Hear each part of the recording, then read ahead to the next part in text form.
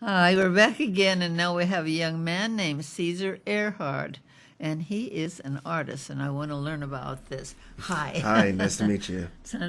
I am glad to have you here, Cesar, very, very much, because your art looks like it's a little different type of art, and that is interesting to me. Of course, yeah. So I basically make comics, or another word for it is zines.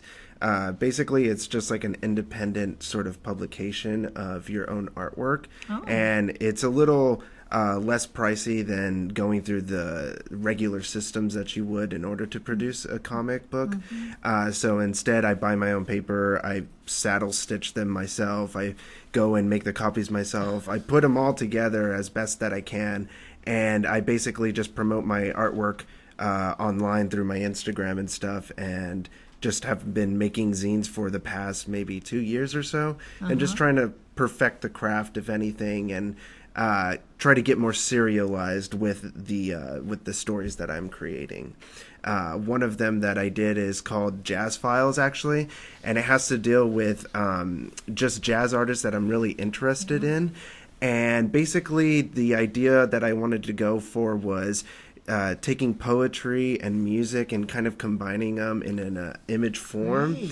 So it's artists that I really enjoy as just like as a jazz enthusiast, but I wanted to combine my love of comics and zine making with the music. So each each page, I would say, represents a different artist and the color that their music brings out in me. So, for instance, we have Charles Tolliver and Miles Davis, both trumpet players, but their sound evokes a different color for me, and the way I see it and the way I grid their music. And so what I tend to do is listen to the song, try to come up with a rhythm for myself, and then form the grid, and then go from there in terms of creating the environment and the landscape. Very interesting. So, and I think like music and comics are very similar to each other because it's all about rhythm and timing and structure.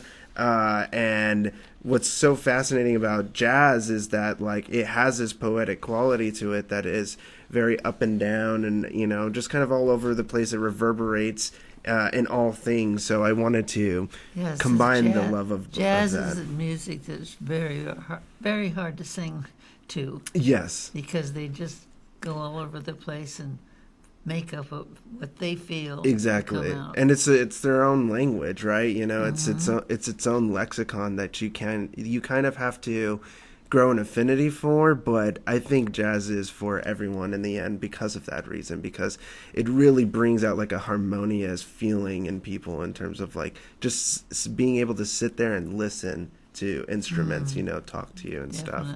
And then the other comic that I have is this zine basically that I want to make into like a 5-issue sort of miniseries, and it's called Ruined, and it's just taking like elements from like metaphysical sort of reality, philosophy, and also just sort of like a regular adventure comic, if you will, and combining all of these sort of elements to make a sprawling series, if I can, because I've never tried this before. So this is the first issue. It's just called Ruined because of the idea is that like these 3 central figures in the story are going to have their whole being ruined in order to recreate themselves, in a sense. So I take a lot of my elements for comic storytelling and stuff from film, from poetry, from literature, and it's just something that I've always been interested in since I was a kid.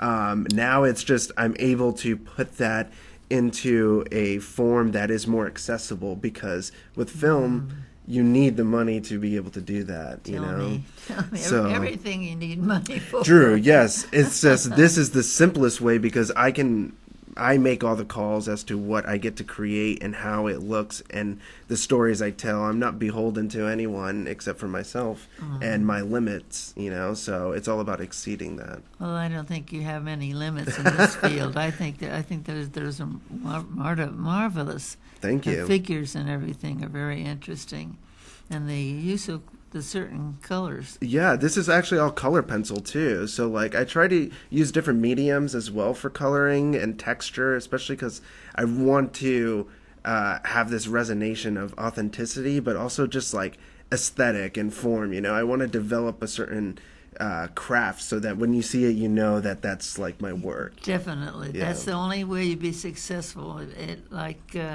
Even other kinds of artists, you still, if there's got to be a similar thing in thing, each exactly. thing, so that you recognize that and say, oh, that's so and so.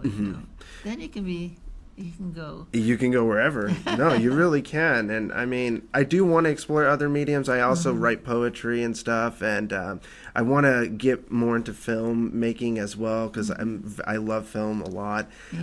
So it's just like something that I'm very, very inspired by, to just keep creating and seeing how I can create things. Other than that, this other series that I was working on was with a hip hop artist based out of Los Angeles, because that's where I'm originally from, and I grew up in LA. And his name is Mad Max, and basically he has this whole crew that he works with on hip hop and stuff, and they wanted to create like a sort of story origin for them, or narrative origin, and they wanted me to create the comic for it. So I did a 12-issue mini-series for them. And each issue is only 8 pages, but I just tried to center it around a story that kind of brings out all their creative talents in terms of being hip-hop artists and stuff, but also like using my talents as a comic artist for having very thematic action sequences, and like bringing it back to hip hop and reality, but also like just mixing these dynamics. And it was a 12-issue miniseries that I did, and honestly, I think that's what kind of drove me to like do more. Like this, after doing that, I was like, well, if I can do a 12-issue miniseries, I don't see why I can do much more than that in terms of creating my own stories. Sure. So that's the next big step, I would say.